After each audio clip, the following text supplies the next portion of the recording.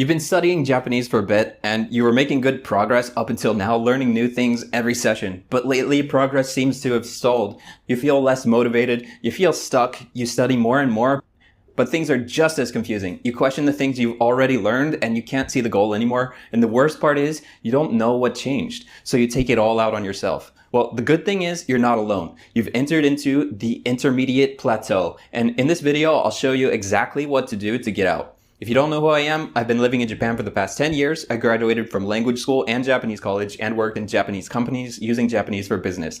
I have many Japanese friends and run a school group for helping people to learn Japanese.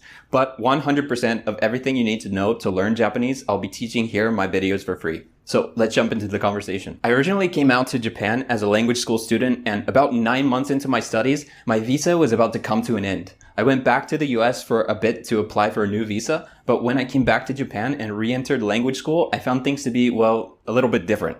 Progress stalled, the path forward became unclear, and my motivation tanked. I kept doing the same study routines, but it felt like I wasn't learning anything.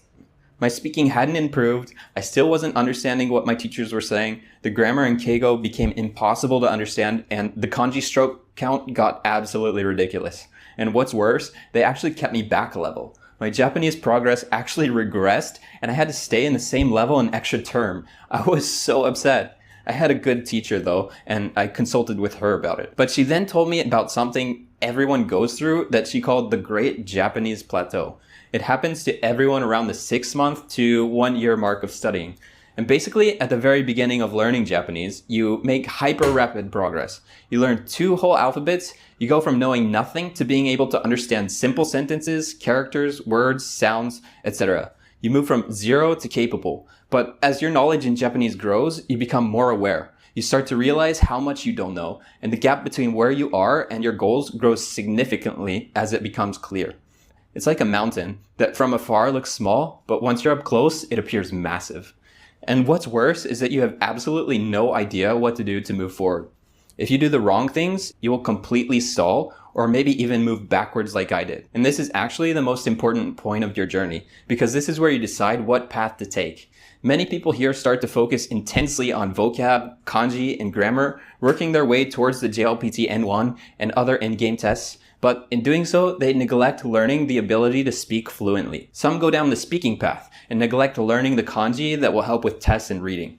Now, this may all sound too daunting, but it's actually the right place to be, because it's all part of the journey. In a very freeing way, this is where you get to define yourself and your personal Japanese journey. But it is almost guaranteed that you will get lost again unless you understand what you are choosing. Up to this point, you've studied all the basics. You understand fundamental grammar, vocabulary, kanji, and you have an idea for what you like and dislike and what you're good at and not so good at. The first step to getting out of the plateau is to identify where you are. This is the perfect time to do some self-reflection.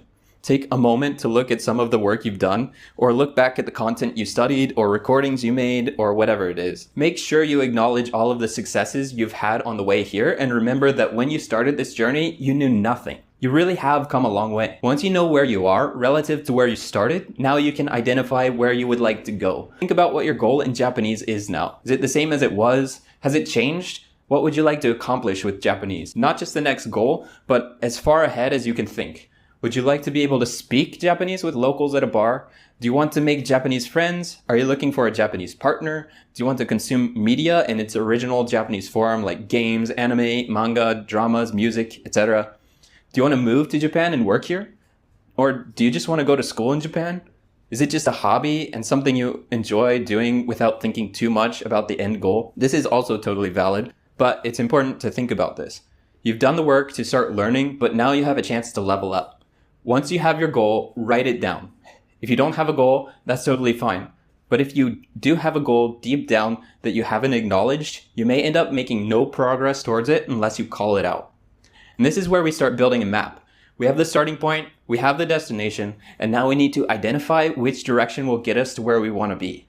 Now, building the path is a concept that goes too deep for this video to cover, but I will get into all the details in another video.